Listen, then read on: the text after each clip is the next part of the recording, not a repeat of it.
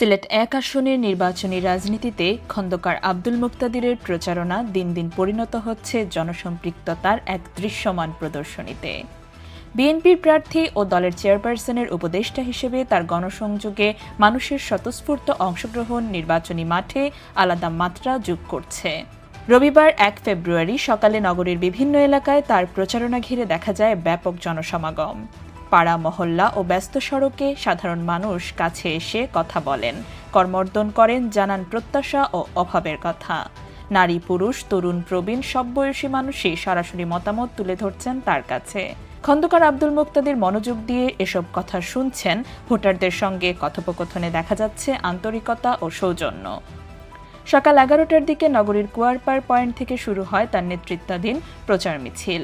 মিছিলটি লালাদিঘির পাড়, Osmani medical road, ভাতালিয়া, Munshipara, মীরের ময়দান ও রাজারগলি হয়ে শাহজালাল রহমতুল্লাহি আলাইহির মাজারের সামনে গিয়ে শেষ হয়। মিছিল চলাকালে বিভিন্ন এলাকা থেকে সাধারণ মানুষ স্বতঃস্ফূর্তভাবে যুক্ত হন। এই প্রচার মিছিলে বিএনপি ও অঙ্গ সহযোগী সংগঠনের নেতাকর্মীরাও সক্রিয়ভাবে অংশ নেন। উপস্থিত ছিলেন মহানগর ও জেলা বিএনপি, যুবদল, ছাত্রদল ও স্বেচ্ছাসেবক দলের নেতৃবৃন্দ। স্লোগান, ব্যানার ও মানুষের কণ্ঠে কণ্ঠ মিলিয়ে পুরো এলাকা হয়ে ওঠে নির্বাচনী আবহে মুখর। রাজনৈতিক পর্যবেক্ষকদের মতে খন্দকার আব্দুল মুকতাদিরের এই গণসংযোগ ও প্রচার কার্যক্রম সিলেট ১ আসনের নির্বাচনী দৃশ্যপটে একটি শক্ত অবস্থান তৈরি করছে এবং ভোটের মাঠে আলোচনার কেন্দ্রে রাখছে তাকে।